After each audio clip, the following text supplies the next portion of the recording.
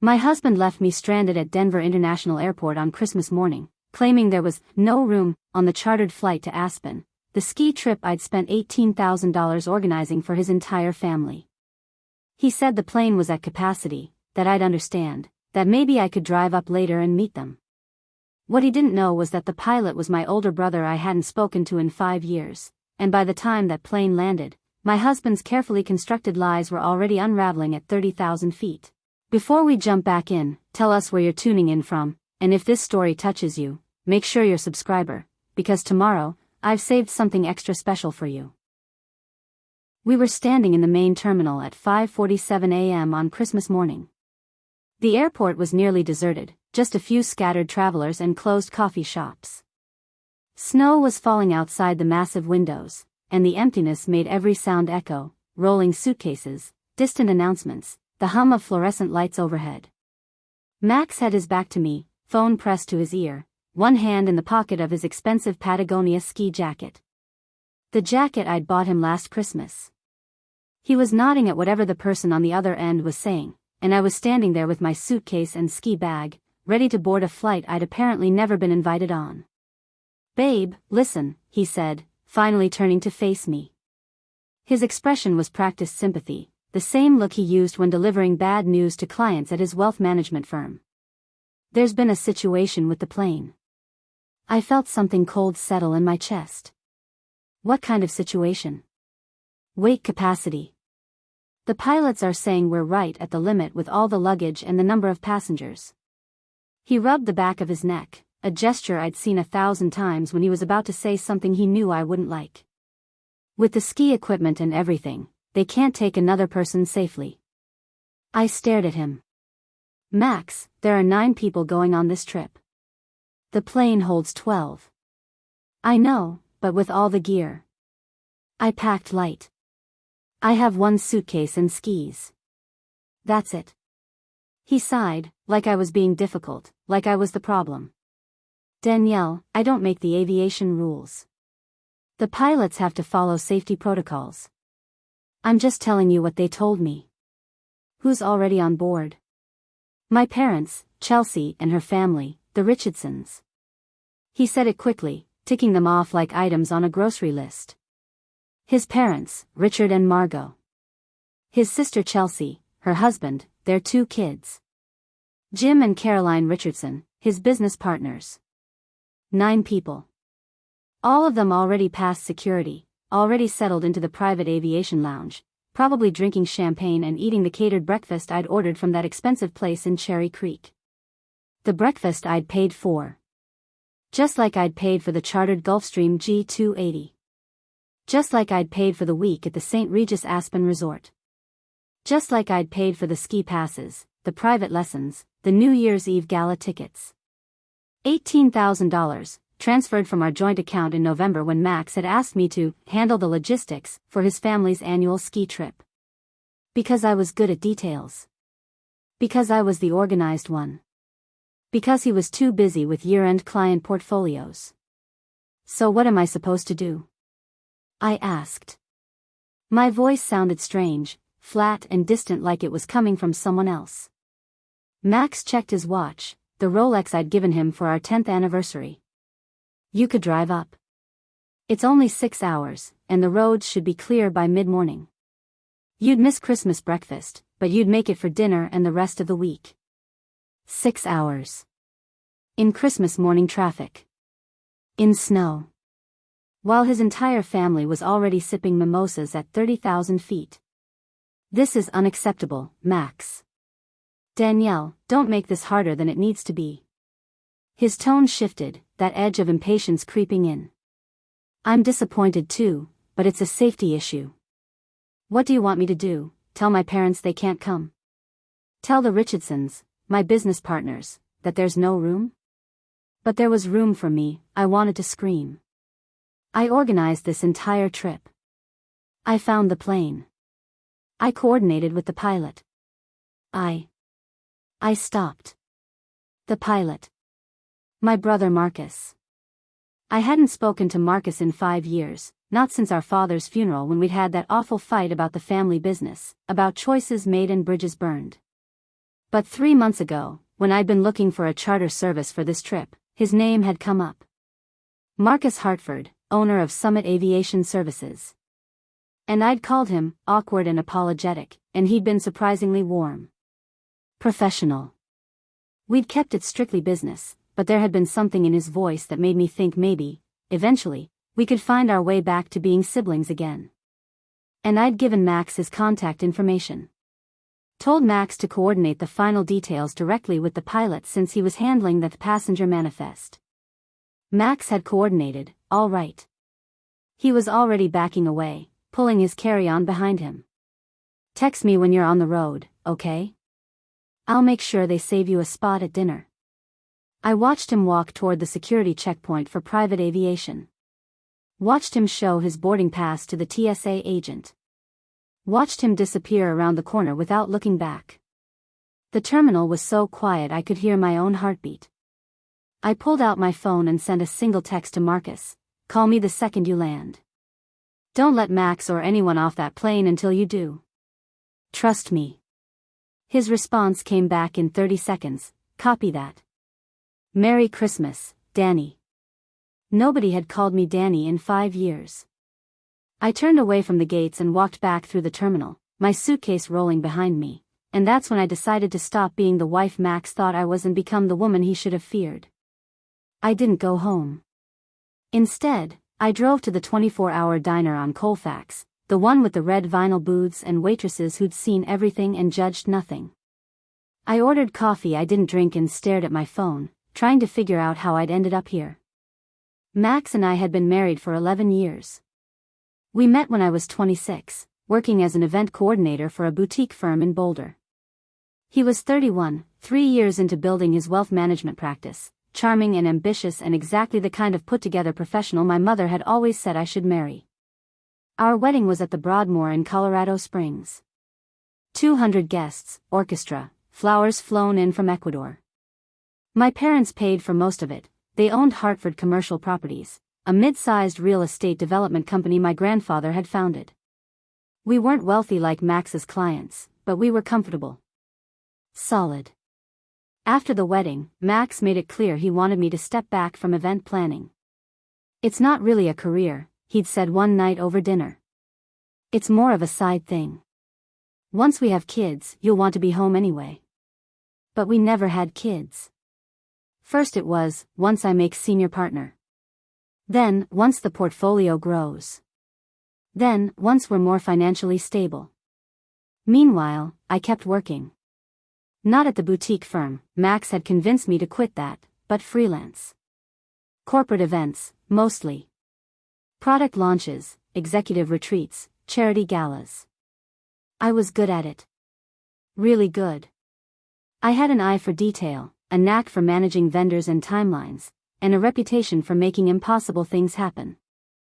The money I made went into our joint account, the same account that paid our mortgage on the Cherry Creek townhouse, the same account that covered Max's car payment on the Tesla, the same account that funded his monthly golf membership at the country club. I'd helped him build his client base too. My corporate events brought me into contact with exactly the kind of high-net-worth individuals Max wanted to manage. I'd introduced him to at least a dozen clients over the years. The Richardsons, Jim and Caroline, were my connection. I'd coordinated their daughter's wedding 3 years ago, and when Jim mentioned needing a new financial advisor, I'd suggested Max. Max never acknowledged that, of course. In his version of the story, he'd earned those clients through his own expertise and charm. The ski trip had started as his idea back in October. Family bonding, he'd called it. His parents were getting older, Chelsea's kids were growing up fast, and wouldn't it be nice to do something special for the holidays? I'd loved the idea. Max's family had always been cordial but distant with me. His mother, Margot, had a way of asking about my event work that made it sound like party planning for kids. His father, Richard, usually forgot what I did entirely and would introduce me as Max's wife, without any other identifying information. But a week together in Aspen? That felt like an opportunity. A chance to finally be part of the family instead of an accessory to Max's life. Preparing and narrating this story took us a lot of time, so if you are enjoying it, subscribe to our channel, it means a lot to us. Now back to the story. So when he asked me to handle the logistics, I threw myself into it. I researched resorts, compared charter services, coordinated schedules with Chelsea and the Richardsons. I found the perfect property, a 5-bedroom suite at the St. Regis with mountain views and a private hot tub. I booked ski lessons with Aspen's top instructors. I arranged a private dinner at Cloud 9 Alpine Bistro, accessible only by gondola, where we'd toast the new year at 10,000 feet. Every detail was perfect. The charter flight was the final piece.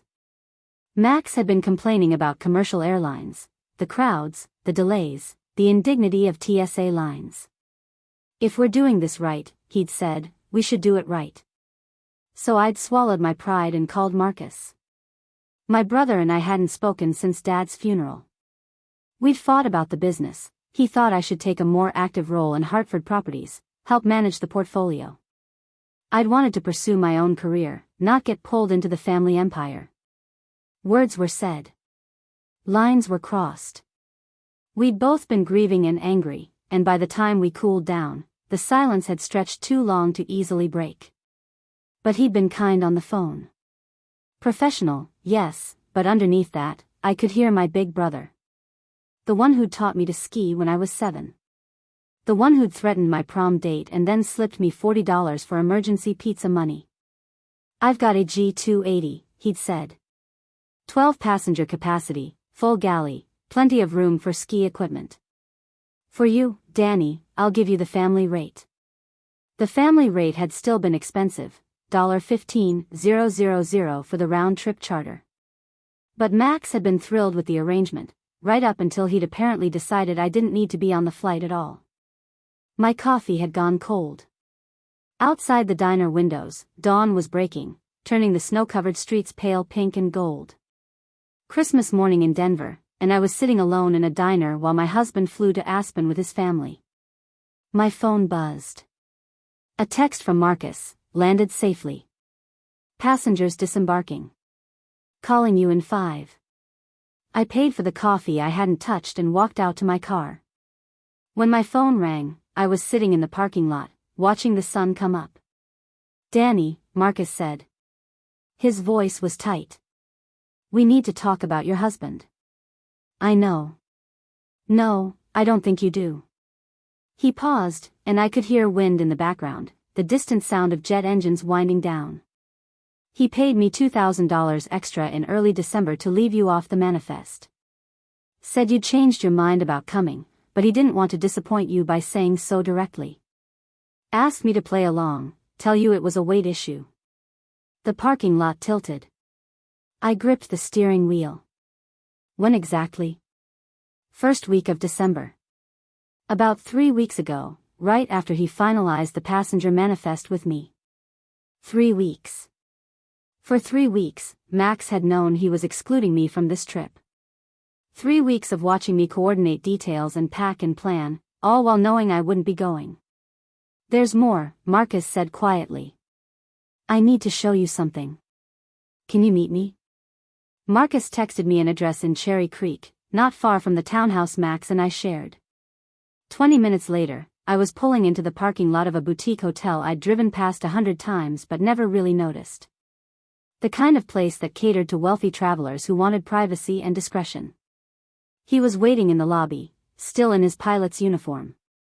We hadn't seen each other face to face in 5 years, and for a moment we just stood there, taking each other in. He looked older, lines around his eyes that hadn't been there before.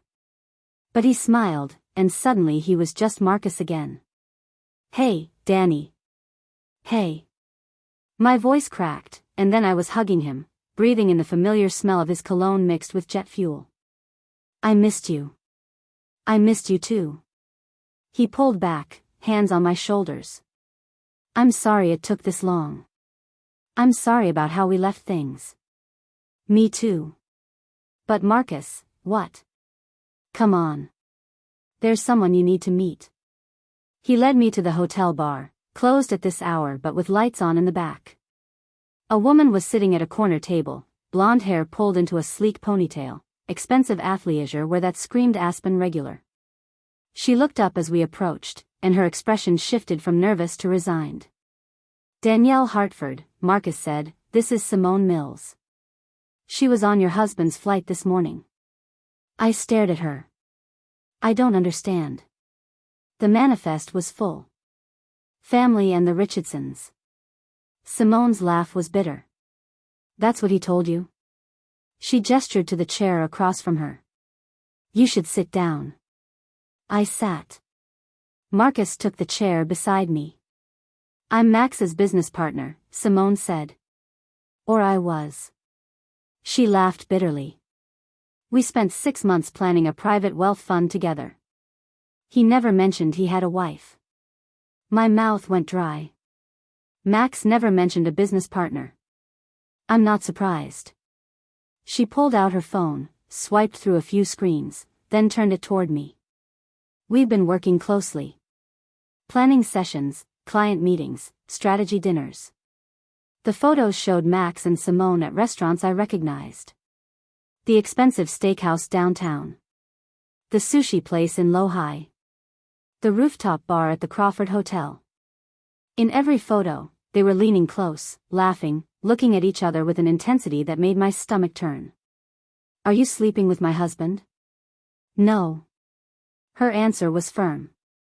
"But he's been trying to change that for the past 2 months. The Aspen trip was supposed to be part business, part romance, I guess. He told me we'd finalize the fund paperwork and meet with potential investors." I looked at Marcus. "But his family is at the St. Regis," Marcus confirmed. Simone was booked at a different property. The Little Nell. "Max has a room there too." The words didn't make sense at first. Then they did, and I felt like I'd been punched. "He has 2 rooms," I said slowly. "One with his family. One with you." Simone nodded. "I didn't know about the family trip until this morning when everyone boarded. Max told me it was just us and a few investors. When I saw his parents, his sister, the kids, I started asking questions." "What did he say?" "That you knew all about me, that you'd encouraged the business partnership, that you were staying behind by choice." She leaned forward.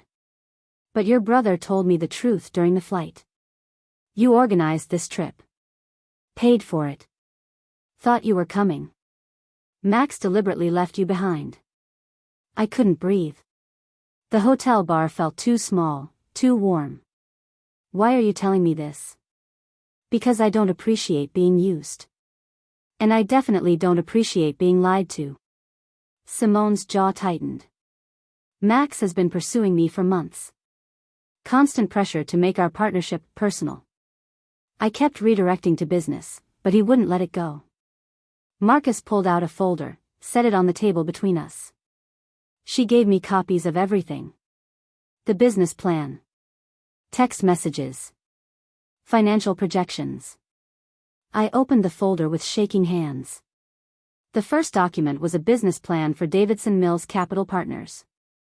50-50 ownership between Max Davidson and Simone Mills. Projected first-year revenue, $12 million. The second document was a text exchange. "Max, looking forward to Aspen. Finally some time away from distractions. Simone, we need uninterrupted time to finalize everything. Max, not just business. I'm hoping we can explore something more personal too. Simone, Max, we've discussed this. I'm interested in the business opportunity, nothing else. Max, give it time. Aspen has a way of changing perspectives." The dates went back months. Long conversations about the fund, about clients, about Max's vision. And woven through it all, his constant attempts to push beyond professional boundaries. "He's been trying to have an affair with you for months," I said. "Yes. And when I wouldn't cooperate, he apparently decided to use this trip as leverage.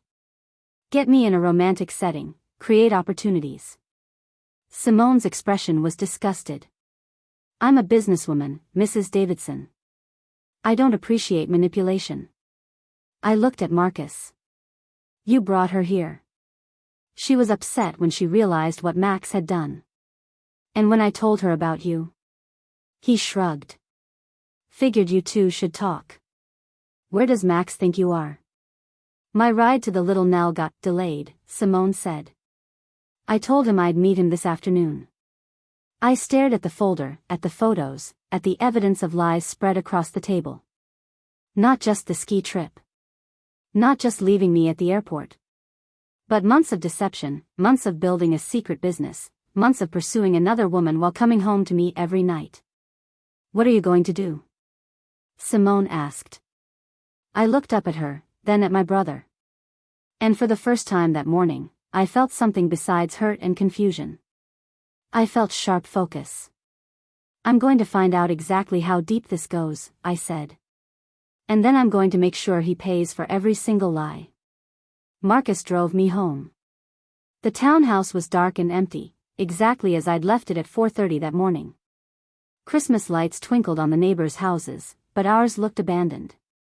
Max had never bothered putting up decorations. Too much effort for just the two of us, he'd said. I stood in the foyer for a long moment, looking at the space like I was seeing it for the first time. The expensive furniture Max had insisted we buy. The artwork his interior designer had chosen. The built-in bar he'd had custom-made for entertaining clients. None of it felt like mine. Danny, Marcus said gently. What do you need? His laptop. He keeps it in the office. Max's home office was on the second floor, all dark wood and leather, decorated to look like something from a CEO's executive suite. His laptop sat on the desk, closed. I knew his password, we'd always shared them, one of those early marriage decisions made in the spirit of transparency. Davidson Capital 2013. The year he'd started his firm. The laptop opened to his email. I sat down in his chair while Marcus stood behind me, and I started searching. Simone Mills, I typed into the search bar. Hundreds of results. The oldest was from 6 months ago, a professional invitation to discuss partnership opportunities.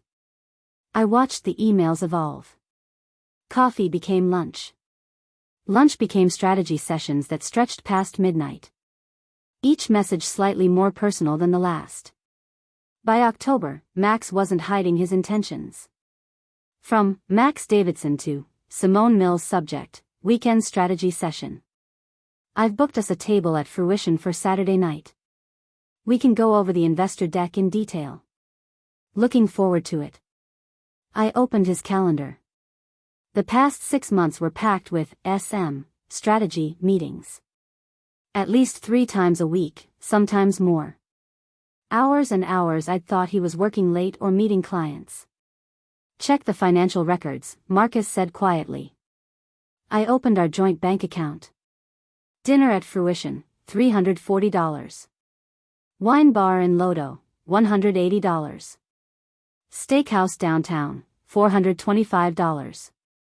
Again and again, charges to restaurants I'd never been to.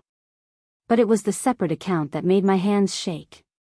Hidden under a business account labeled Davidson Consulting Services, I found deposits of several $1,000s at a time, marked as consulting fees.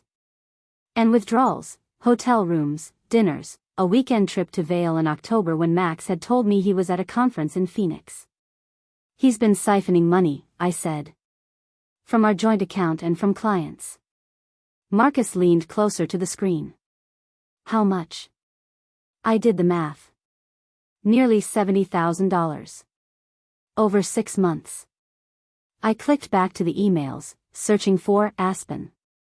The first result was from early December, exactly when Marcus said Max had paid him to exclude me. From Max Davidson to Simone Mills subject, Aspen plans.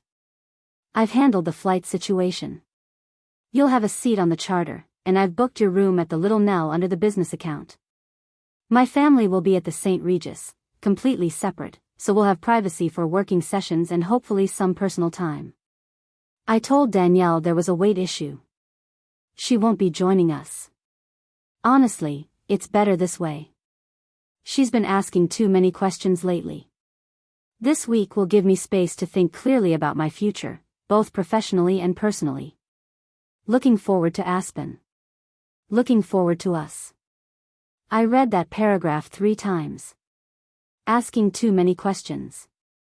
I'd asked him where he was because he was never home. I'd asked what he was doing because he'd been lying for 6 months. What else? Marcus asked. I searched for Danielle. Found an email thread with his sister, Chelsea, from 2 months ago. From Chelsea Davidson to Max Davidson subject, Aspen trip. Max, I don't understand why you're not bringing Danielle. She organized everything. Mom's going to ask questions. From Max Davidson to Chelsea Davidson. Tell Mom that Danielle had a work conflict. Some event she couldn't get out of. I'll handle it.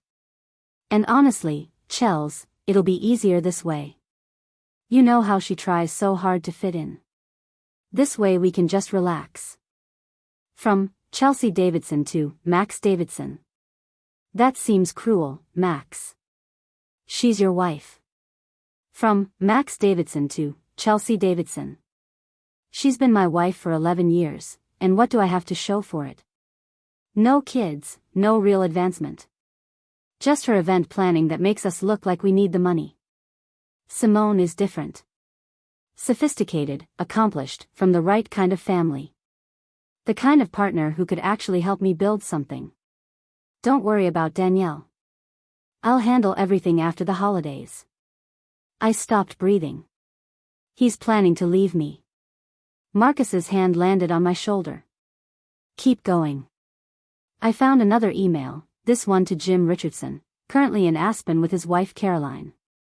From Max Davidson to Jim Richardson subject, confidential, partnership restructure. Jim, I'll be making some changes in Q1. The Davidson Mills Fund is moving forward, and I'll be transitioning my current client portfolio into the new structure. Wanted to give you advance notice.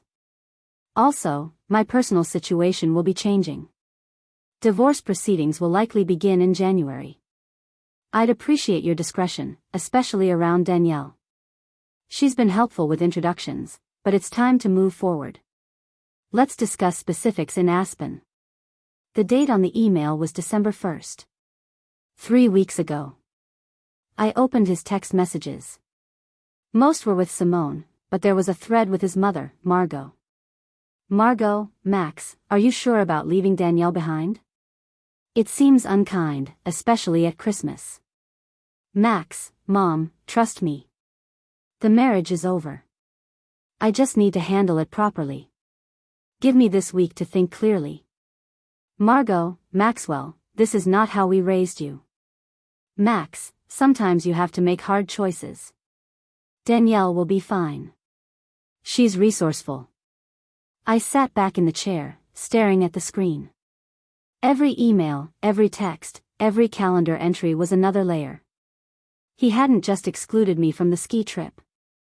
He'd been planning to divorce me, steal shared clients, move them into a new business with Simone, and do it all while making it look like I was the problem. Danny, Marcus said quietly. Document everything. I know. I pulled out my phone and started taking photos.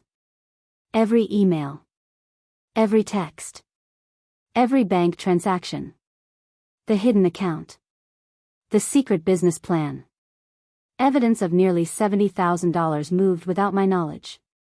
When I finished, I had over 200 photos on my phone. Marcus was watching me carefully. What are you thinking? I looked at him, my brother who'd flown my husband to Aspen, who'd brought me the truth when he could have stayed silent, who'd given me the ammunition I needed. I'm thinking, I said slowly, that Max wanted to spend Christmas in Aspen planning his new life. So I'm going to let him. And while he's up there celebrating, I'm going to make sure that when he comes back, there's nothing left to celebrate. Marcus stayed with me through Christmas Day. We didn't talk much. He made coffee while I sat on the couch with my laptop, staring at evidence of lies I'd been too trusting to see. Every few minutes, my phone would buzz with texts from Max. Max, made it to the resort. Everyone's settled in. Max, how's the drive going? Roads okay? Max, Danny? You there? I didn't respond. Let him wonder. Let him think I was angry but compliant, driving through snow to meet him like the accommodating wife he'd counted on for 11 years. Around 2 in the afternoon, I went upstairs to our bedroom and just stood there. The bed we'd shared for over a decade. The closet where my clothes hung next to his expensive suits. The dresser with framed photos of our wedding, our anniversary trips, moments that had felt real at the time but now seemed like elaborate performances. I sat on the edge of the bed and that's when it hit me. Really hit me. I'd spent 11 years building a life with someone who'd been planning to discard me like outdated furniture.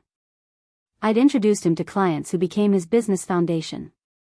I'd managed our household while he built his career. I'd swallowed my own ambitions because he'd convinced me my work was just side business. I'd paid for a Christmas vacation so he could spend a week wooing his potential business partner. And through it all, he'd called me clingy. Said I tried too hard. Told his sister I made them look like they needed money. The sob came out of nowhere, ripping through my chest like something physical. Then another. And suddenly I was crying so hard I couldn't breathe, doubled over on the bed. 11 years of dismissive comments and subtle undermining and being made to feel like I was never quite enough crashing down on me all at once. Marcus must have heard because he appeared in the doorway. He didn't say anything, just sat down next to me and put his arm around my shoulders while I fell apart. How did I not see it? I finally managed. How was I so stupid? You weren't stupid, he said firmly. You were trusting. That's what you're supposed to do with your spouse. He's been lying for months, Marcus. 6 months of building a secret business, moving money, planning to leave me. And I didn't notice anything. Because he's good at lying. And because you were working, taking care of everything, being the responsible one while he played games with your connections and your money. I pulled away, grabbed a tissue from the nightstand. My face was blotchy in the mirror, eyes swollen, mascara streaked. I looked destroyed. I called Mom, Marcus said quietly. I turned to stare at him. What? Why? Because our father died and we stopped talking for 5 years, and I'm not making that mistake again. And because Mom's been asking about you, wanting to rebuild bridges, and I think maybe it's time. Our mother, Patricia Hartford. CEO of Hartford Commercial Properties since Dad died. Sharp, strategic, someone who'd built the company from a small local operation into a multi-state commercial real estate powerhouse. We'd had our differences, she'd wanted me in the family business, I'd wanted independence, but she'd always been fair. What did you tell her? Everything. The ski trip, Max leaving you at the airport, the business plan with Simone, the hidden accounts, all of it. He paused. She's on her way over. Marcus. She said, and I quote, "No man treats my daughter like disposable income and gets away with it." Despite everything, I almost smiled. That sounded exactly like Mom. She arrived an hour later, impeccably dressed even on Christmas Day, carrying her leather portfolio and a look that meant business. She took one look at me, still in yesterday's clothes, eyes red from crying, and pulled me into a hug. "Let me see everything," she said when she released me. We went downstairs and I showed her. Every email, every text, every bank statement. The business plan for Davidson Mills Capital Partners. The investor prospectus that listed Max as bringing $2.5 million in managed assets that I knew came from clients I'd introduced him to. The hidden consulting account with nearly $70,000 he'd siphoned off. Mom went through it all with the methodical attention she brought to commercial lease agreements. When she finished, she closed the laptop and looked at me with eyes that were sad but furious. "How much of the ski trip did you pay for?" "All of it. $18,000 from our joint account. Money you earned through your event business." "Most of it, yes." "And the townhouse mortgage?" "I've been paying 60% for the past 3 years since my business took off." Max said his firm was going through growing pains, that it was temporary. Mom's jaw tightened. 11 years. You'd been married 11 years. What did you sign at the wedding? Prenup? Nothing. Max said prenups were for people who didn't trust each other. Of course he did. She opened her portfolio, pulled out a legal pad. Okay. Here's what's going to happen. You're going to call my attorney first thing tomorrow morning. Catherine Burgess. She's the best divorce lawyer in Denver, and she owes me a favor. Mom, I don't know if I'm ready. Danielle. Her voice was gentle but firm.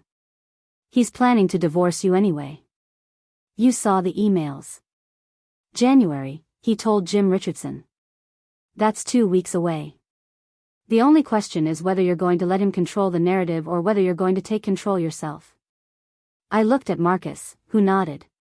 She's right, Danny. What about the business? I asked. Davidson Mills Capital. If they launch. They won't, Mom said. Not if we move fast. Max is claiming client assets you helped him acquire through your professional connections. We can argue he built his business using your network, your introductions, your financial support. She started making notes. And this Simone Mills. She needs to know exactly who she's partnering with. A man who embezzles from joint accounts, lies to his wife, uses marital funds to pursue an affair. It's not technically an affair, I said. She turned him down. Attempted affair, then.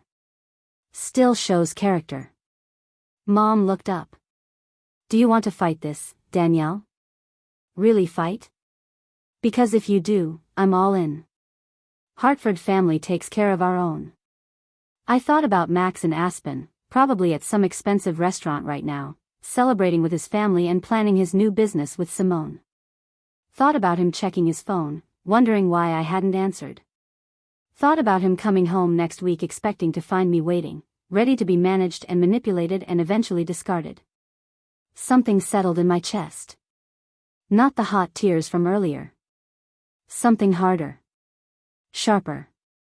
Ice-cold certainty. Yes, I said. I want to fight.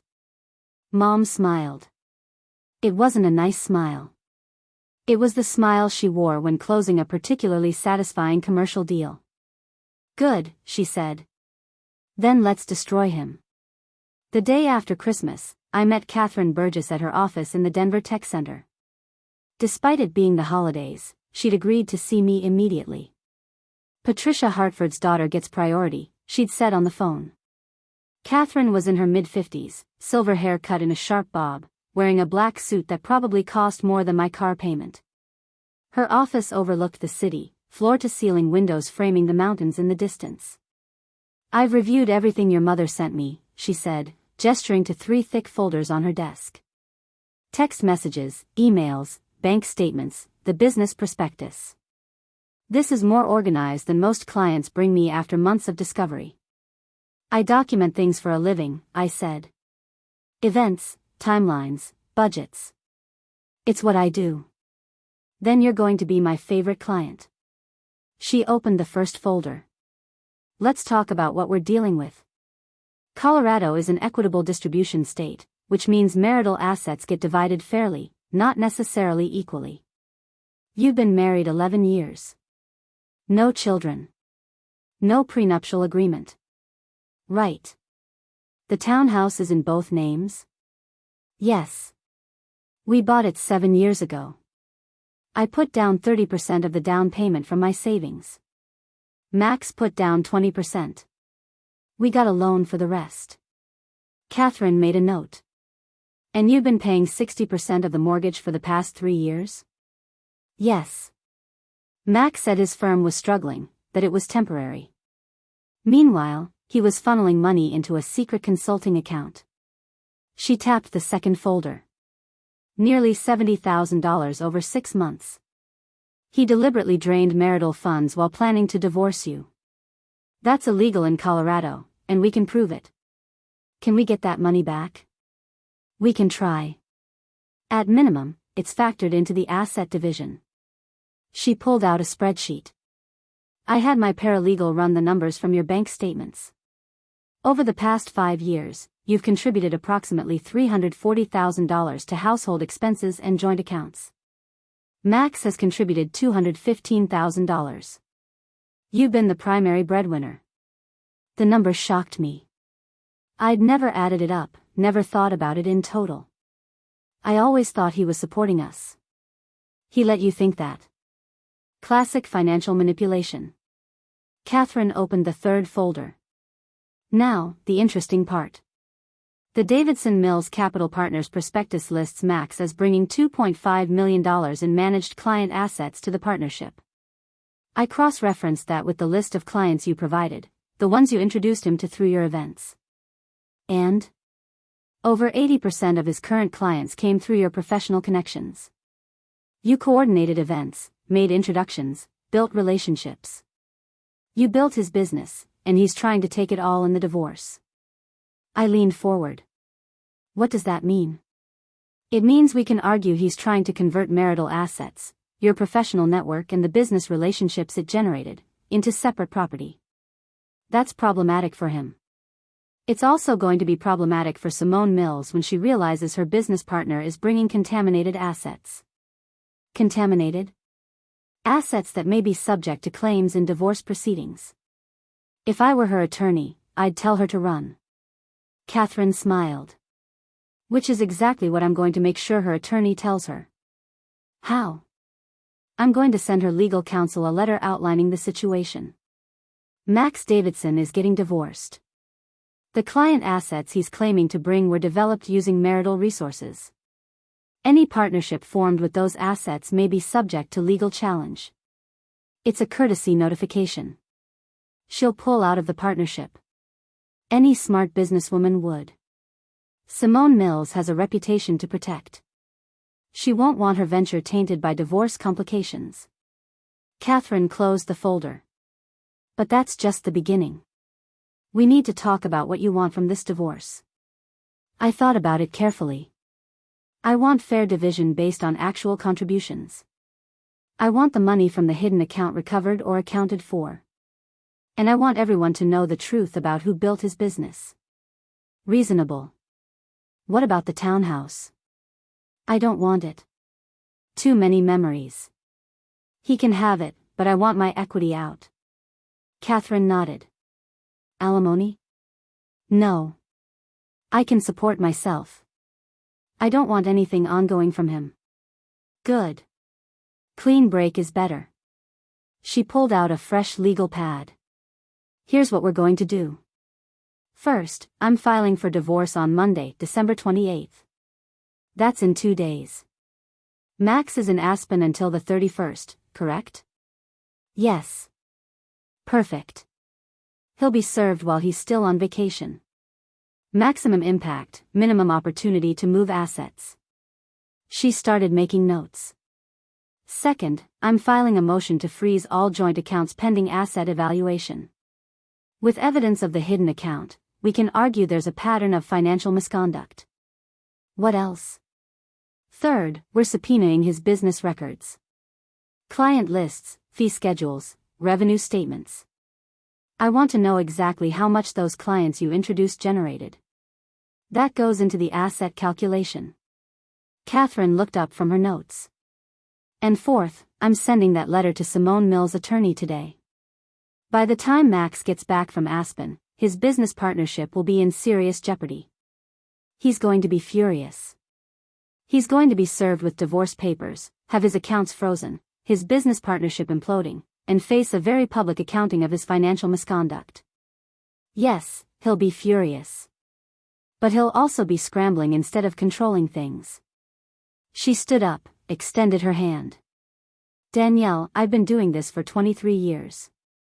The cases that work best are the ones where my clients take control early, act strategically instead of emotionally, and don't let their spouse define the terms. You're doing everything right. I shook her hand. Thank you. One more thing, she said as I turned to leave.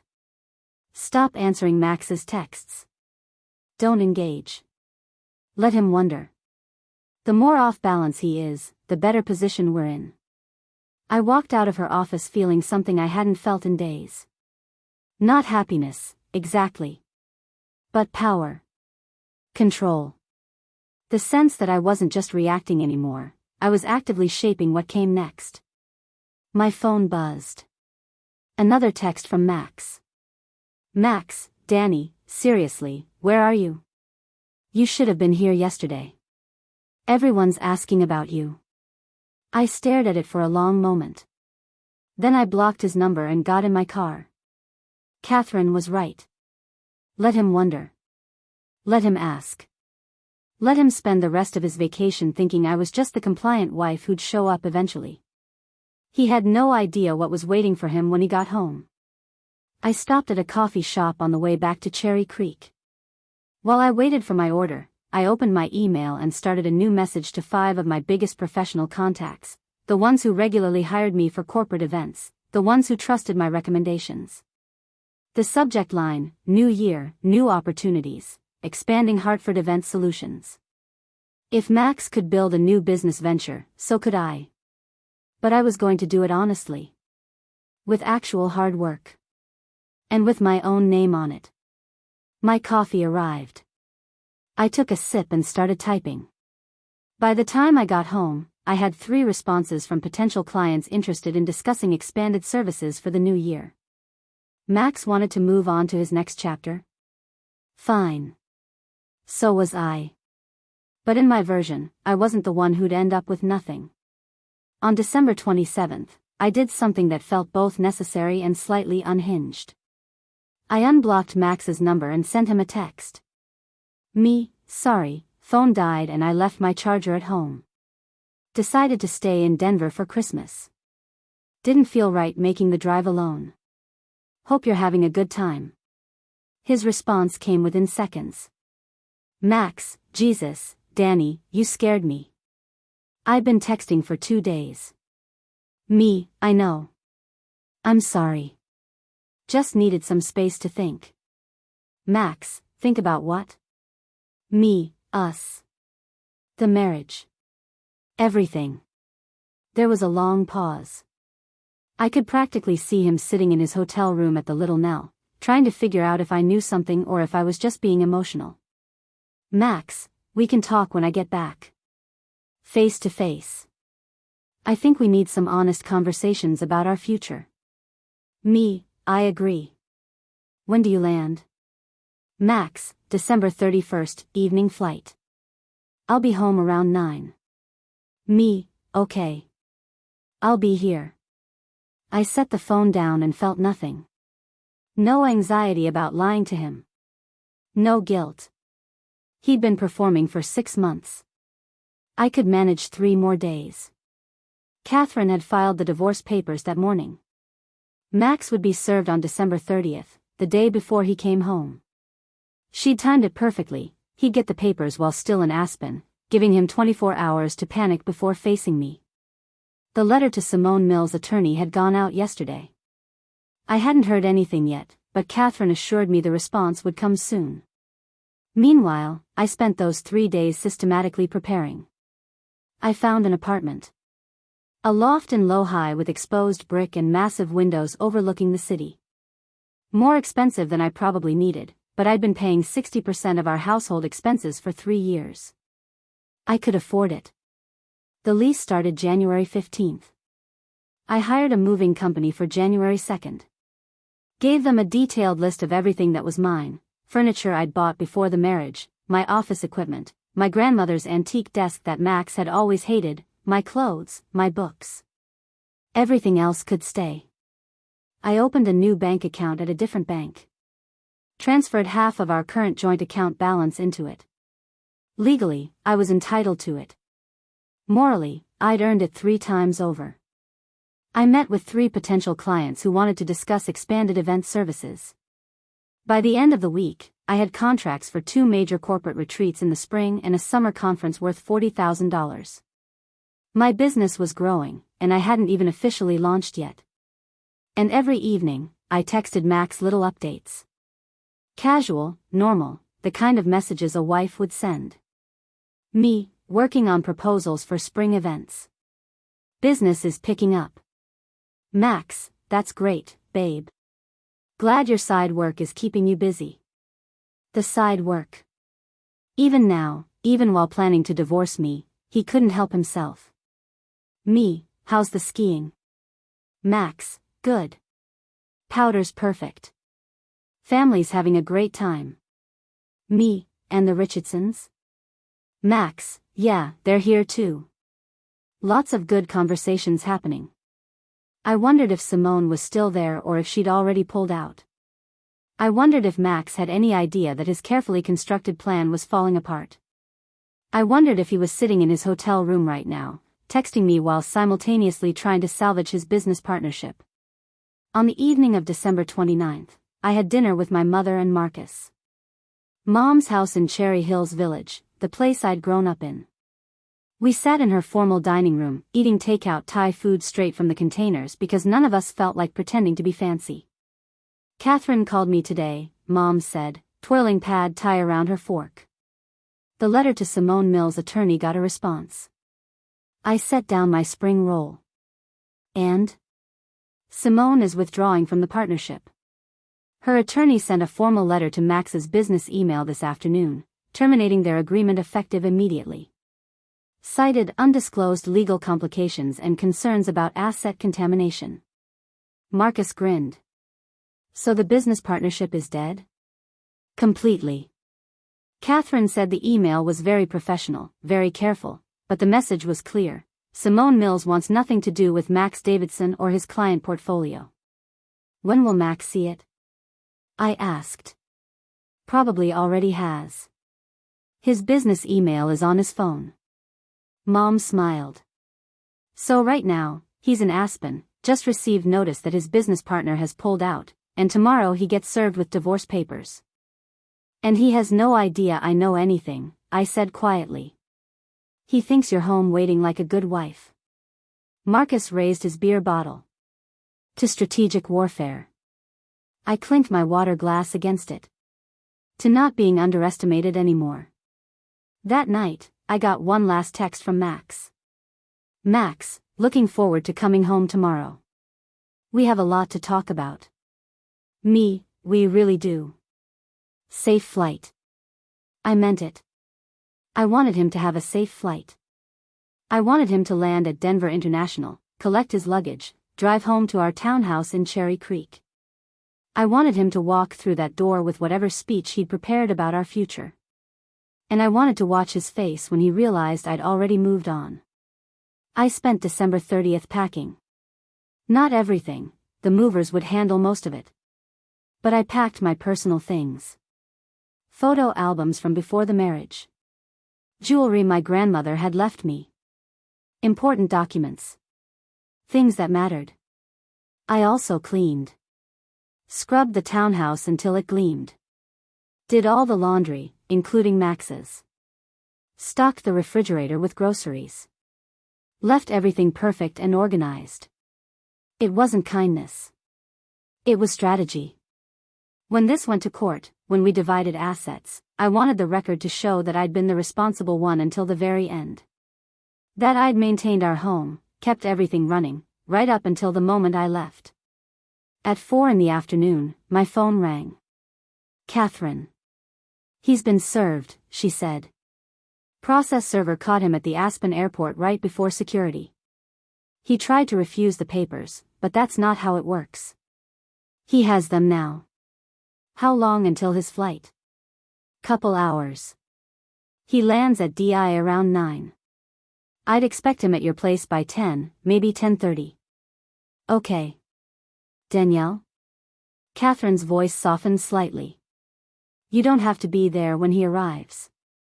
You could stay with your mother, let him come home to an empty house and a note. I thought about it.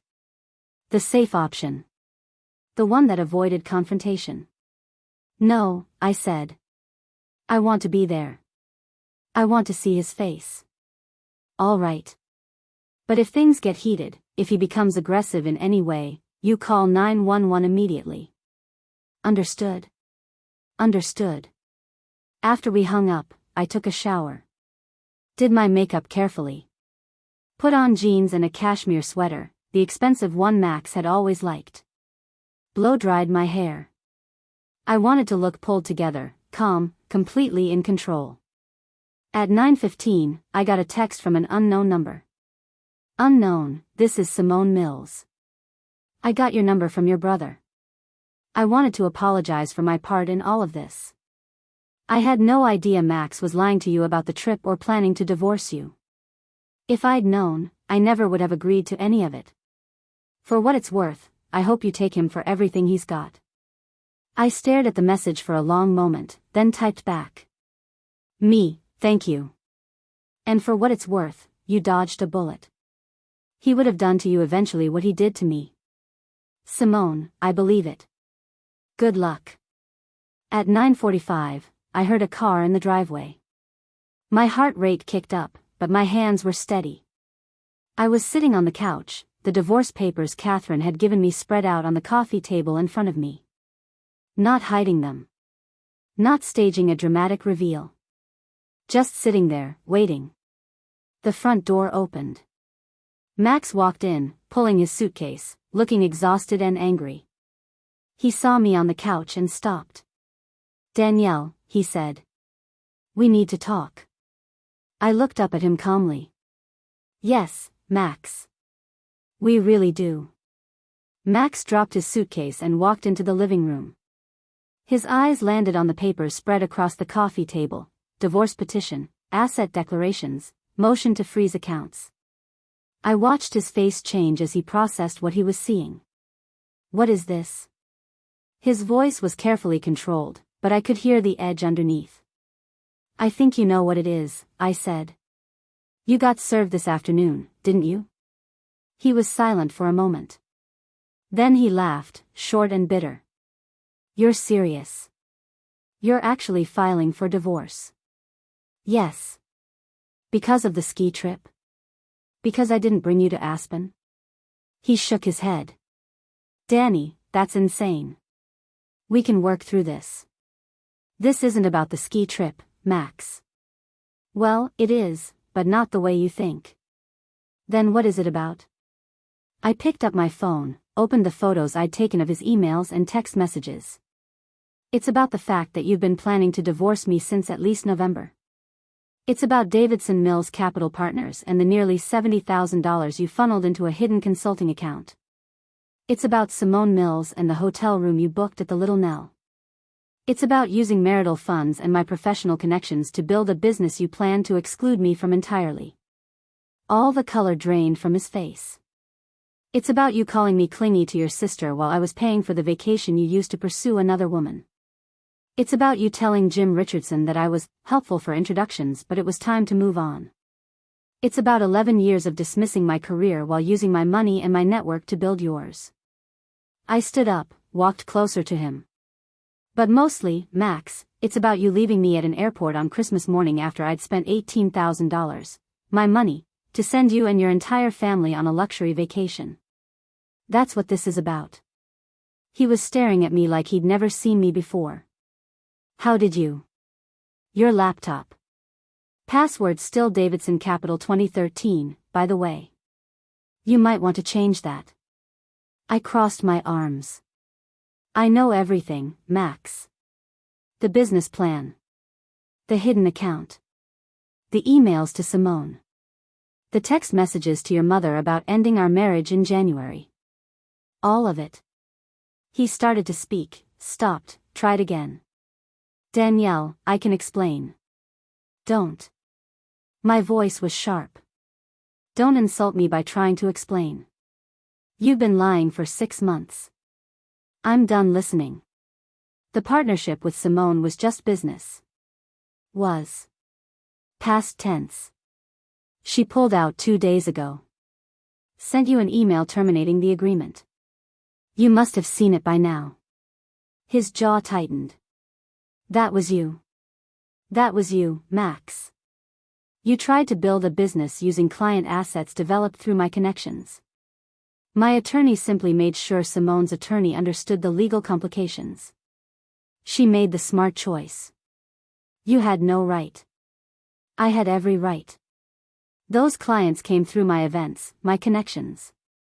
You built your entire portfolio on my professional network while telling everyone my work was just side business.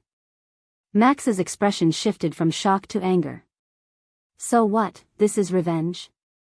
You're going to try to destroy my career because you're hurt?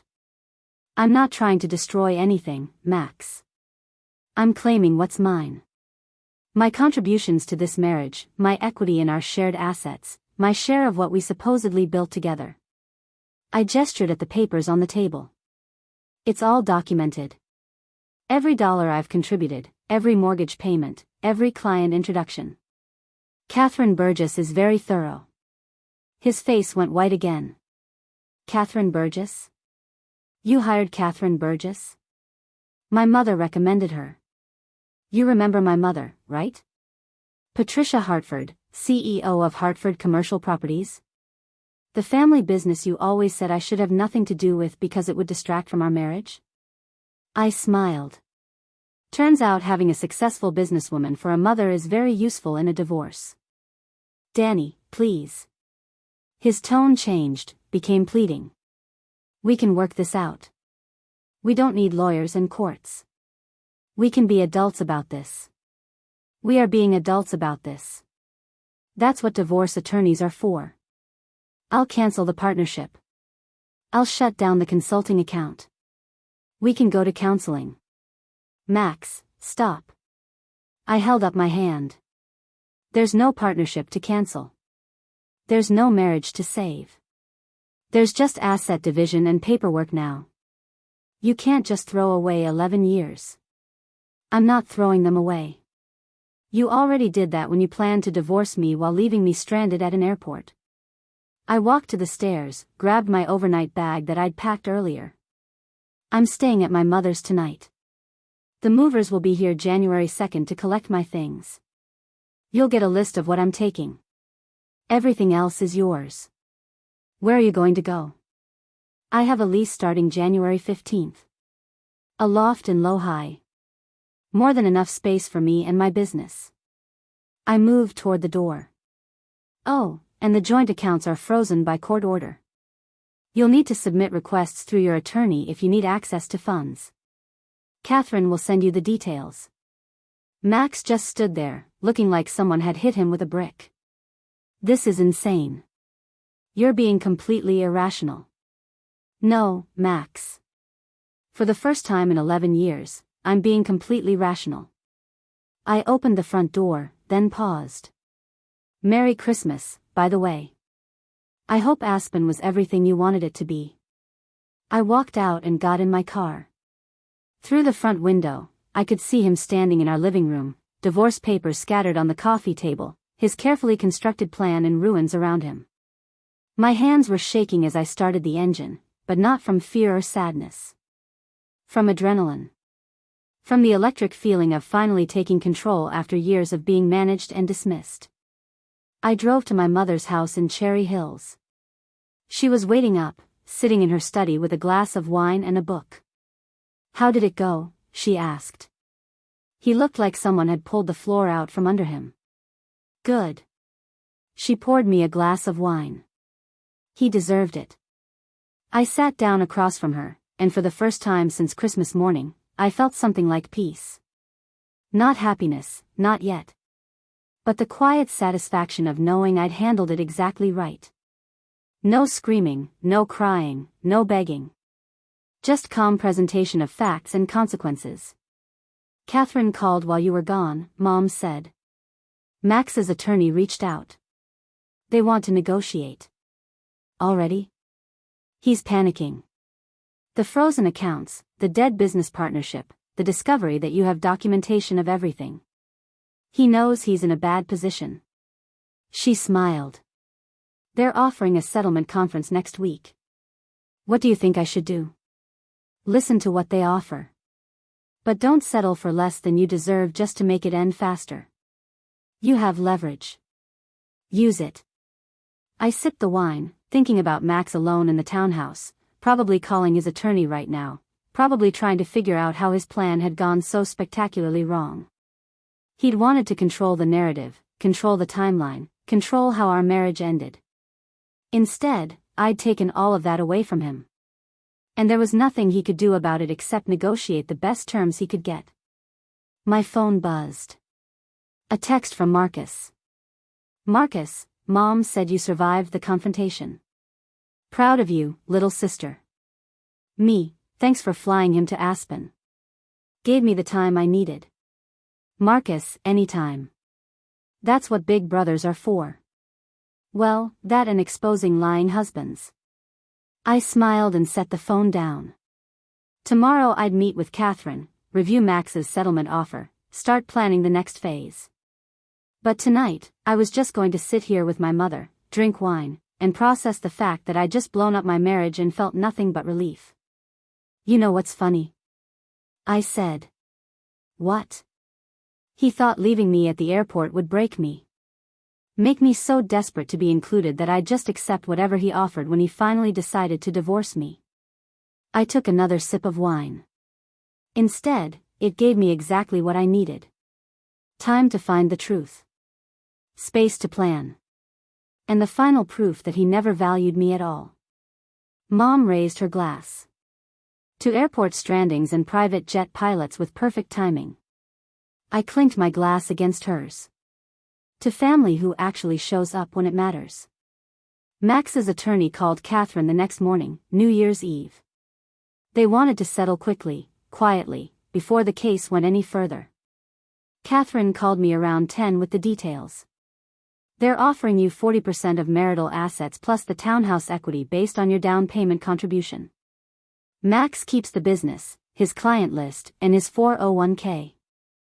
I was sitting in my mother's kitchen, drinking coffee and watching snow fall outside. That's insulting. I agree. I told them we're not interested in anything less than 60% based on your superior financial contributions, plus recovery of the funds from the hidden consulting account, plus your equity in the client relationships you facilitated. What did they say? That Max doesn't have access to that kind of liquidity right now. That his business has been damaged and he needs time to rebuild. Catherine's voice was dry. I told them that was his problem, not a legal argument. What do you think I should counter with? 55% of all marital assets, full recovery of the nearly $70,000 from the consulting account, and a lien on his future earnings from any clients you introduced him to for the next 2 years. A lien? Is that even possible? It's creative, but we can argue those client relationships are marital property. You made the introductions during the marriage using your professional reputation. Revenue from those relationships should partially benefit you. I thought about it. Max had built his entire practice on my connections. The Richardsons alone paid him over $60,000 a year in management fees. Do it. You're sure?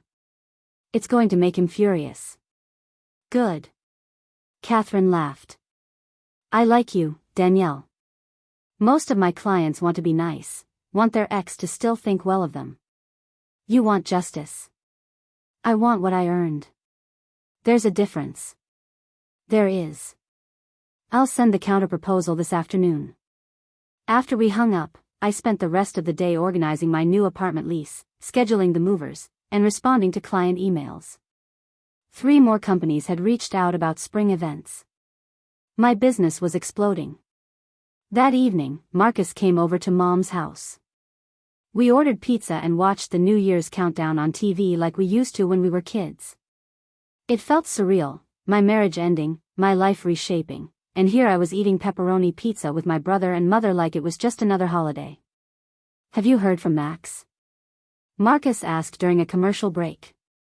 17 calls, 32 texts. I blocked him after the first few of each. What was he saying? The usual. I'm being unreasonable. We can work this out. I'm going to regret this. He's sorry, he made mistakes, please give him another chance. I shrugged. Classic playbook. Mom looked up from her phone.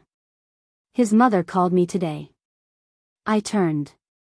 Margot called you? Wanted to know if there was any way to fix this situation before it becomes embarrassing for the family. Mom's tone was withering. I told her that her son created the embarrassment when he left his wife at an airport on Christmas morning. She didn't have much to say after that. Did she know? About his plan to divorce me? She knew something was wrong.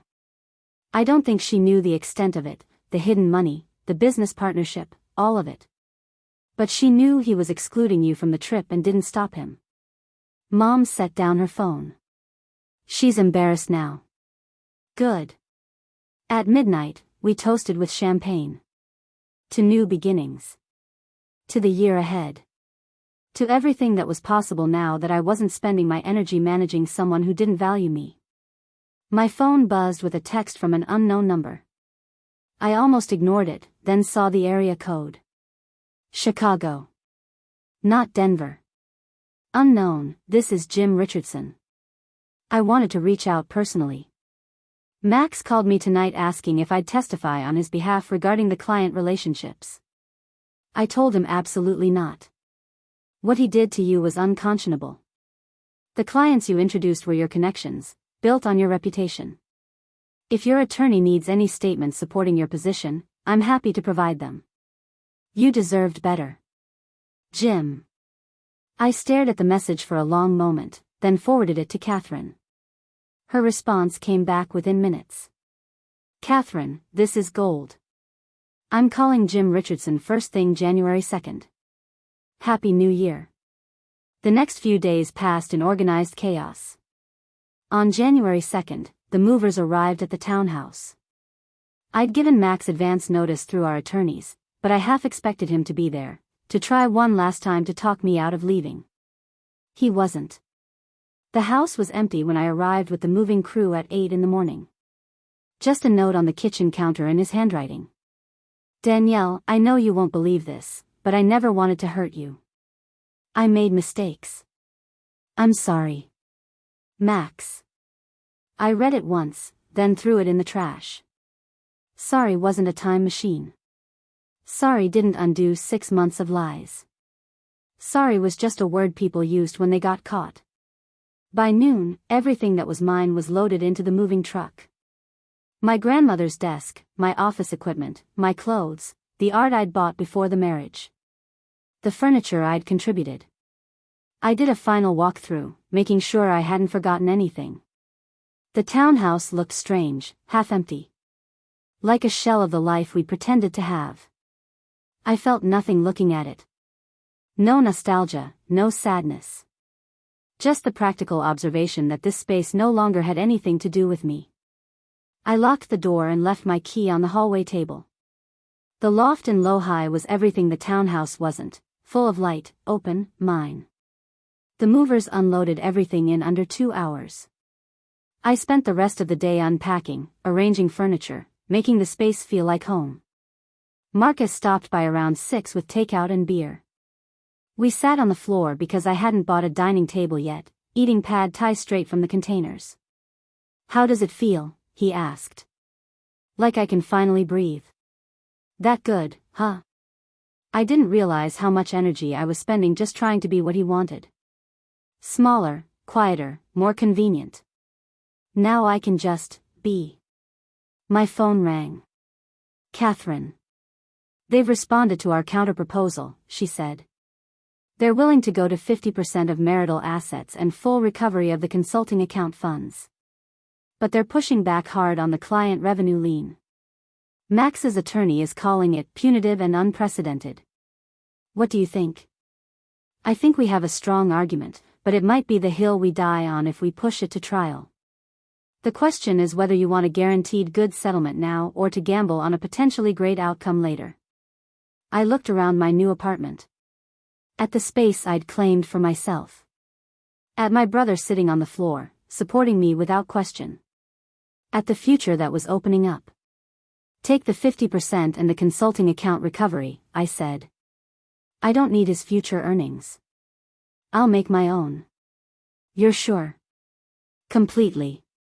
Let's finish this and move on. I'll draw up the settlement agreement. This could be done by end of January. After she hung up, Marcus raised his beer bottle. To making your own money and not needing his. I clinked my bottle against his. To being underestimated and proving everyone wrong. That night, I fell asleep in my new apartment, in my new bed, in my new life. No Max in the next room. No performance to maintain. No careful management of someone else's ego. Just me, alone, and finally free. January turned into February, and my life developed a rhythm I'd never experienced before. Every decision was mine. Every choice reflected what I wanted, not what someone else needed from me. The divorce settlement finalized on January 28. 50% of marital assets came to $187,000 after the townhouse equity and account divisions.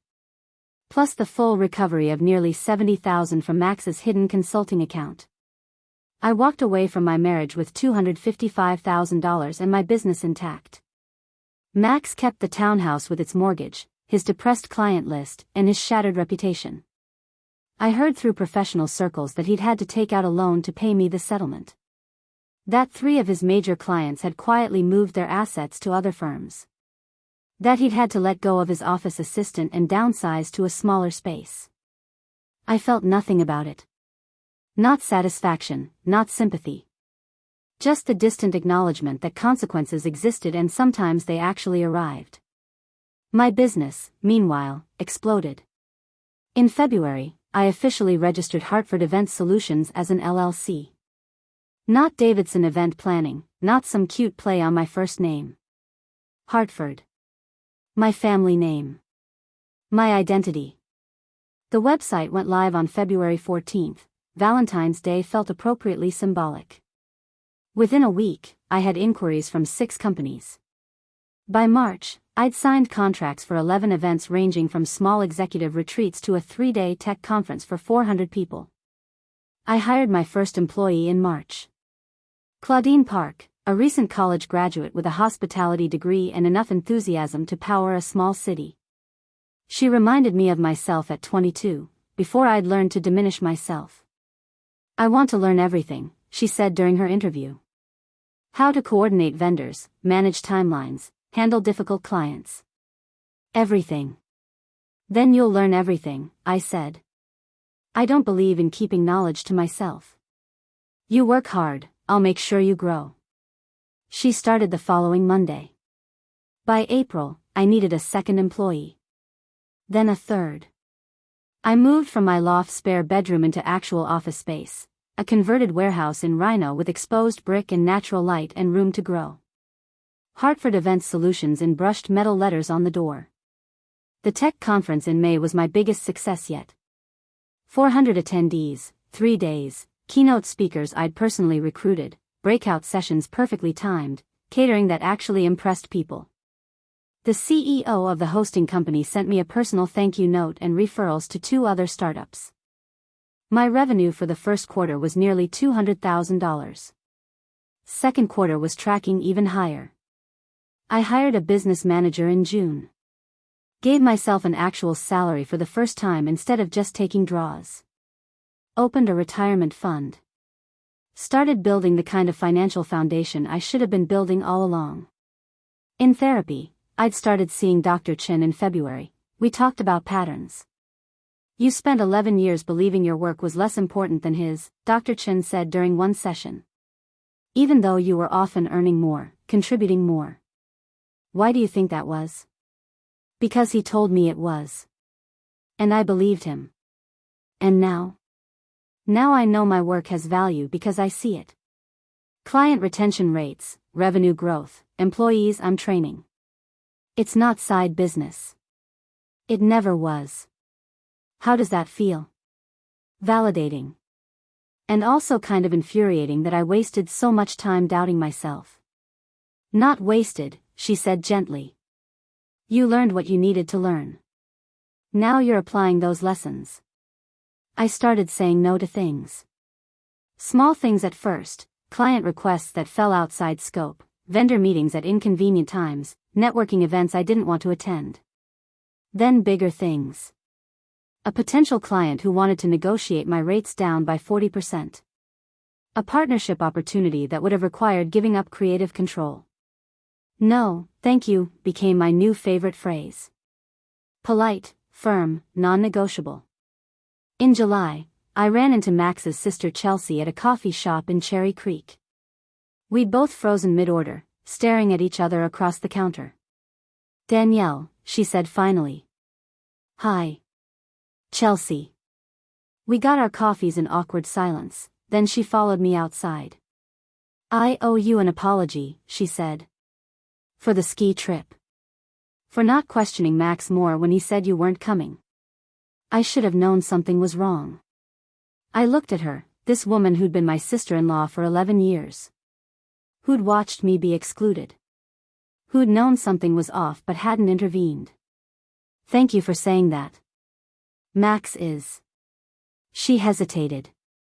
He's not doing well. The divorce really damaged him professionally. And the family is fractured. Mom barely speaks to him. Dad thinks he's an embarrassment. Our kids ask why Uncle Max isn't at family dinners anymore. I'm sorry your family is dealing with that. Are you, though? The question wasn't hostile, just curious. I thought about it. I'm sorry that his choices hurt people beyond just me. Your kids don't deserve to lose their uncle. But the consequences? Those are his to carry. Chelsea nodded slowly. He keeps saying you destroyed him. Took everything he built. I took what I contributed. There's a difference. I know. She shifted her coffee cup. For what it's worth, I'm glad you left. He didn't deserve you. I don't think any of us appreciated what you brought to the family until you weren't there anymore. After she left, I sat on a bench outside the coffee shop and felt something shift. Not forgiveness, exactly. But closure. The final severing of ties to Max's family and the life I'd tried so hard to fit into. My phone buzzed. Claudine texting from the office. Claudine, the museum gala client just called. They want to add 2 more events to the contract. Said you're the best coordinator they've ever worked with. Me, schedule a meeting for Monday. We'll discuss scope and pricing. Claudine, already done. 10 a.m. I smiled. I'd hired well. Built well. And I'd done it all without compromising who I was. That evening, I had dinner with my mother at her house. She'd invited Marcus too, making it a family dinner for the first time in years. The business is doing well, Mom said over salmon and asparagus. I've been hearing your name in professional circles. Good things. Thank you. I have a proposition for you. She set down her fork. Hartford Properties is planning a major expansion. New office building in Boulder, corporate campus design. We need someone to coordinate the grand opening event. Multiple days, high-profile guests, significant media coverage. I looked at her carefully. This feels like nepotism. It's not. I have 3 other coordinators I could hire. You're the best. Your portfolio proves it. But I wanted to offer it to you first because you're family and because I'm proud of what you've built. Marcus grinned. Say yes, Danny. I want to see you coordinate a Hartford Properties event. Full circle. What's the budget? I asked. Mom named a figure that made my eyebrows rise. That's a 6-figure contract. It's a 6-figure event. Are you interested? I thought about the girl I'd been at 26. Who'd wanted independence from the family business. Who'd carved her own path. Who'd married Max partly to prove she didn't need Hartford money or Hartford connections. And I thought about the woman I was now. Who'd built a successful business through her own talent. Who didn't need to prove anything to anyone anymore. Who could accept help from family without it diminishing what she'd accomplished. Yes, I said. I'm interested. Send me the RFP and I'll submit a proper proposal. Mom smiled. Professional to the end. Always. That night, driving home to my loft, I thought about the past 8 months. The devastation of Christmas morning. The discovery of Max's betrayals. The strategic dismantling of his lies. The divorce. The rebuilding. I'd lost a marriage. But I'd gained myself back. And that trade, painful as it had been, was worth everything. July and August passed in a blur of events and contracts. Hartford Event Solutions was now averaging 3 major projects per month. I'd hired 2 more coordinators and moved into a larger office space. Then in late August, I got an email that caught me completely off guard.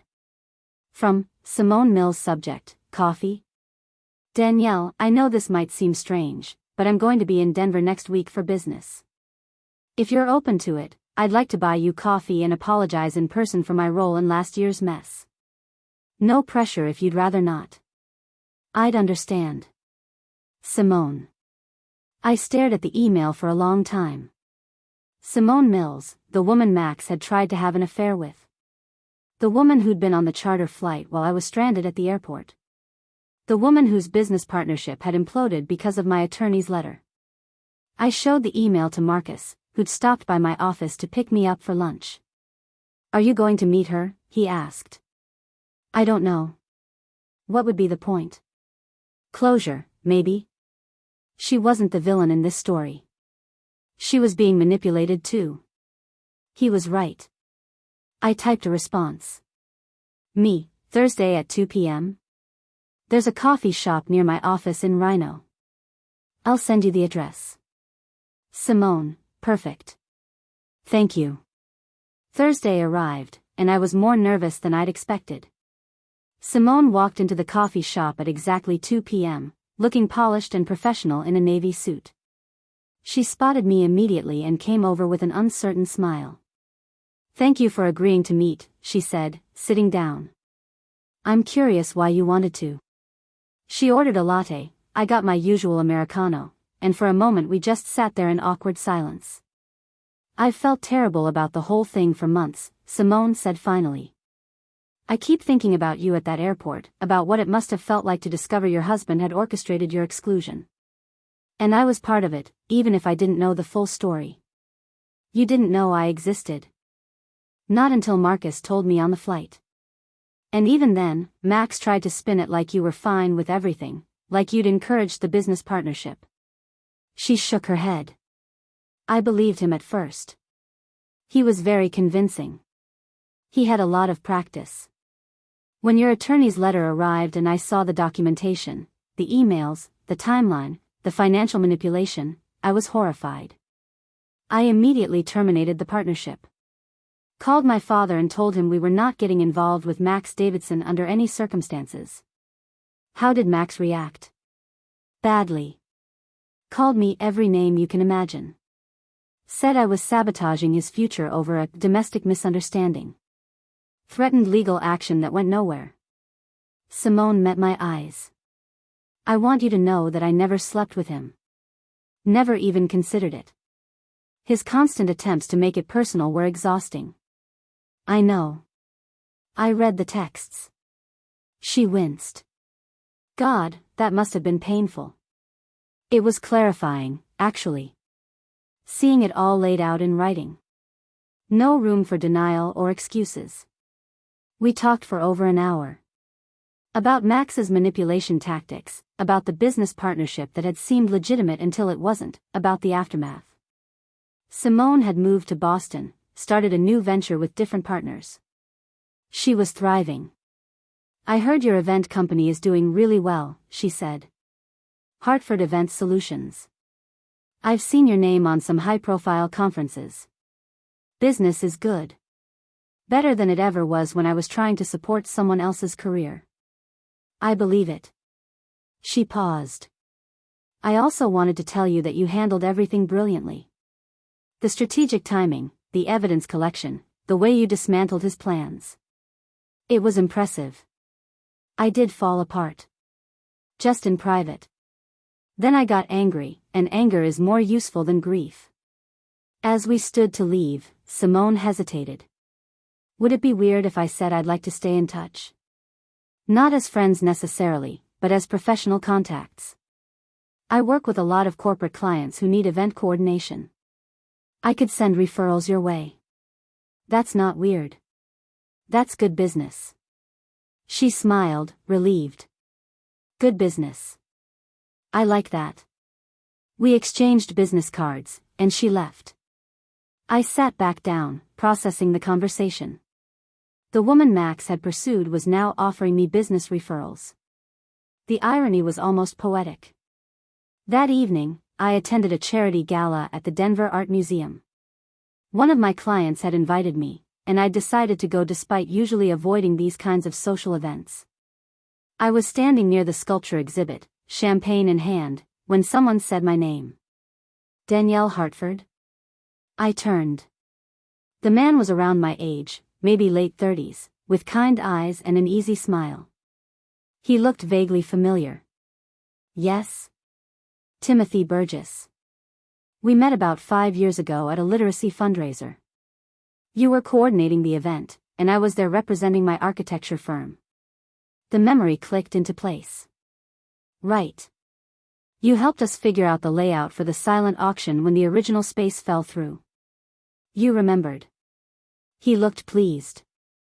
I heard through the grapevine that you've started your own company. Hartford Event Solutions. Guilty. How did you hear? My sister's husband works in tech. You coordinated his company's conference in May. He couldn't stop talking about how professional and creative you were. Said it was the best run event he'd ever attended. That's kind of him. I was wondering. Timothy shifted his champagne glass. My firm is planning a 10-year anniversary celebration in October. Big event, important clients, we want it done right. Would you be interested in discussing it? Absolutely. Have your assistant send me the details and we'll set up a consultation. Perfect. He smiled. It's good to see you thriving. I remember you from that fundraiser. You were brilliant even then, but you seemed like you were trying to be invisible. Now you look like someone who owns the room. After he walked away, I stood there for a moment, processing his words. Trying to be invisible. That was exactly what I'd been doing for years. Diminishing myself so Max could feel bigger. Not anymore. The next week brought another surprise. An email from Jim Richardson, Max's former business partner. From Jim Richardson, subject, Introduction. Danielle, I hope you don't mind me reaching out. My company is hosting an investor summit in November, and we need an experienced coordinator. Based on what I witnessed of your skills over the years, and the events you managed that I attended, I think you'd be perfect. If you're interested, let's talk. Also, Caroline and I have completely severed our professional relationship with Max. What he did to you was unconscionable, and we don't do business with people who lack integrity. Best, Jim. I forwarded the email to Claudine with instructions to schedule a call. Then I sat back in my office chair and marveled at the strange mathematics of betrayal. Max had tried to exclude me, diminish me, use my connections while discarding me. Instead, those same connections were now choosing me over him. The clients I'd introduced him to were coming directly to me. The professional reputation I'd built was opening doors Max had tried to close. His plan to move on to bigger and better things had backfired spectacularly. And my plan to just survive had turned into something much more powerful. I wasn't just surviving. I was thriving in ways I'd never imagined possible. My phone buzzed. Marcus. Marcus, Dad's birthday next month. Mom wants to do a family dinner. You in? Me, definitely. I'll bring wine. Marcus, bring your success stories instead. Mom loves hearing about the business. I smiled. A year ago, I'd been stranded at an airport, humiliated and excluded. Now I had a thriving business, reconnected family, and a future I was building entirely on my own terms. Sometimes the worst thing that happens to you turns out to be the best thing that could have happened. Not because the betrayal was good, but because walking away from it was. December arrived with the kind of crystalline cold that makes Denver feel like a snow globe. 1 year. It had been exactly 1 year since Max left me stranded at the airport. I woke up on Christmas morning in my loft, sunlight streaming through the massive windows, and for a moment I just lay there taking inventory. No husband in the next room. No performance to maintain. No careful navigation of someone else's ego or family dynamics. Just me, coffee brewing on a timer, and a day stretched out ahead with no obligations except the ones I chose.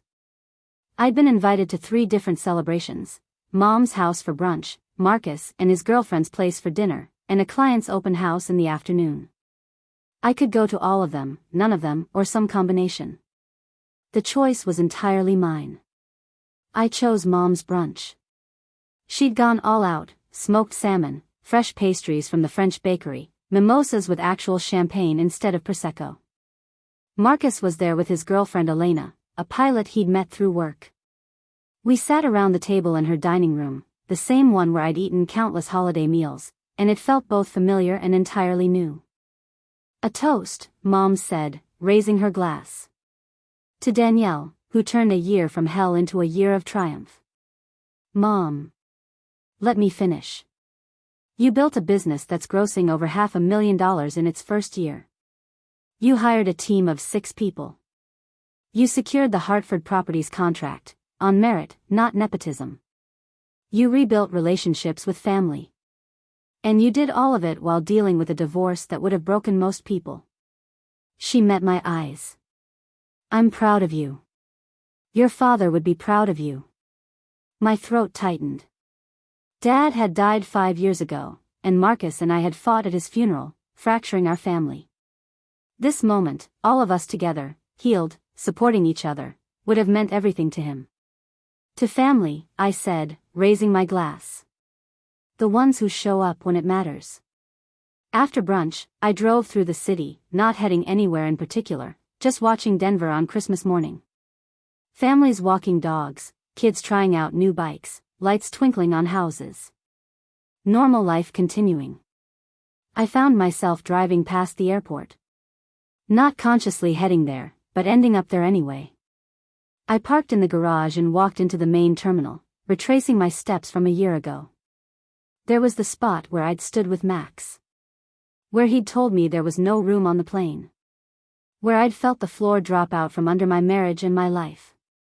I stood there now, watching travelers hurry past with their luggage, and felt nothing but distance. That Danielle, the one who'd been stranded and humiliated, felt like a different person. Not worse, not naive exactly, but unfinished. The current version was complete in ways that only come from surviving betrayal and choosing yourself. My phone buzzed. A text from an unknown number with a 303 area code.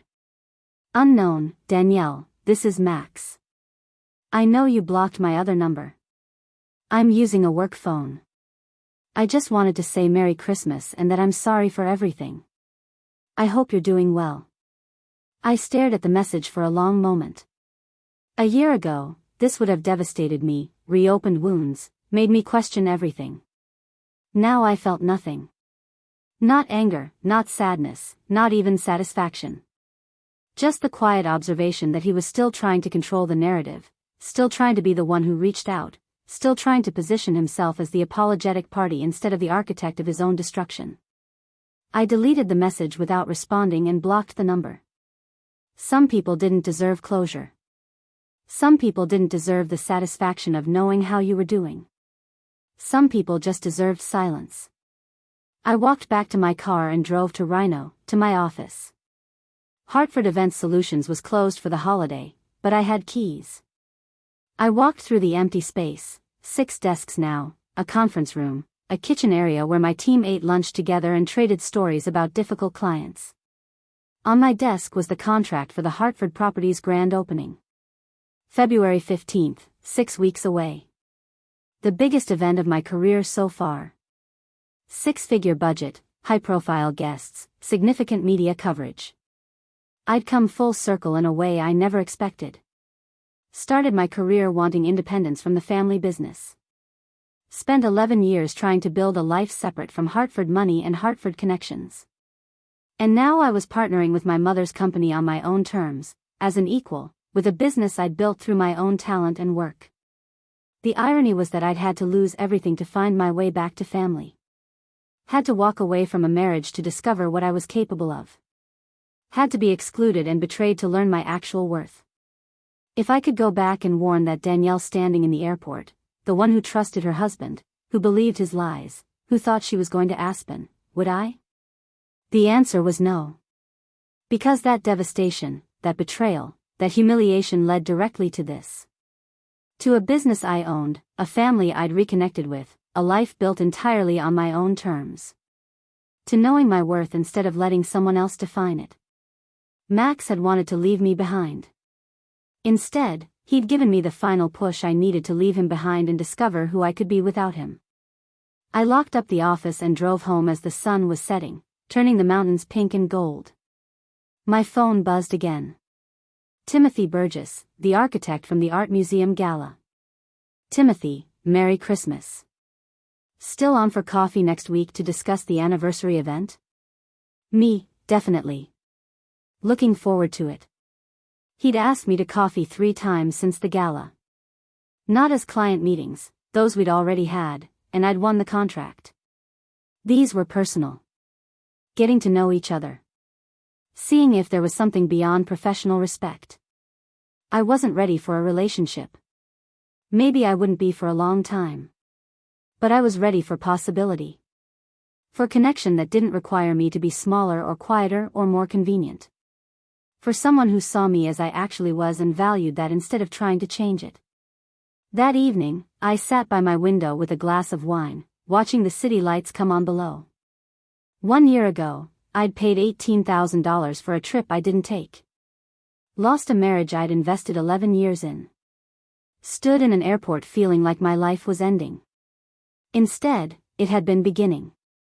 I'd paid for my own exclusion from Max's life. And in return, I'd gotten everything that mattered, my self-respect, my family, my business, my freedom. Best investment I'd ever made. My phone lit up with a group text. Marcus and Mom.